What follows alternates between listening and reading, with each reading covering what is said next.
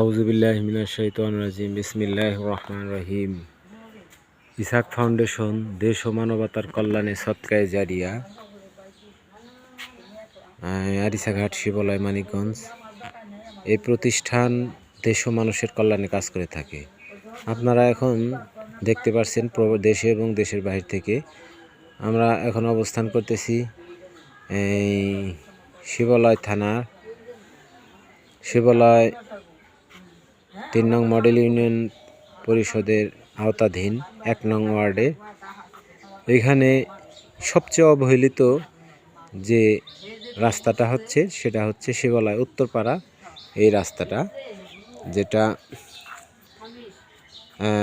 পাকিস্তানি আমলে যে রাস্তাটা কমলাপুর থেকে আরিচা রেল লাইন হওয়ার কথা ছিল, সেই রাস্তাটা আজকে দখল হয়ে এই অবস্থায় আছে আর কি।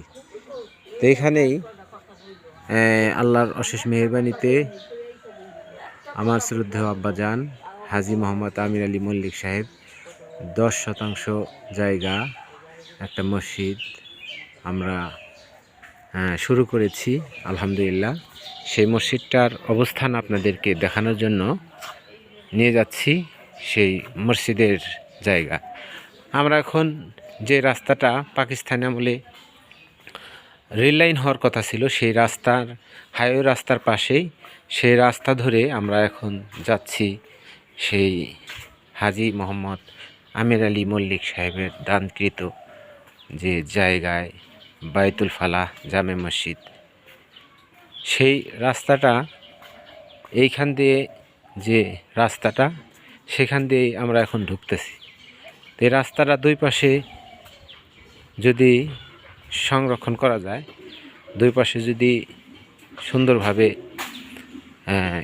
আপাতত ইটের সোলিং দিয়েও যদি করা যায়, তাহলে দেখা গেছে যে এই রাস্তাটা সাধারণ মানুষের জন্য এবং মুসলিম একরামের জন্য, সবার জন্য সেটা সুন্দর হবে।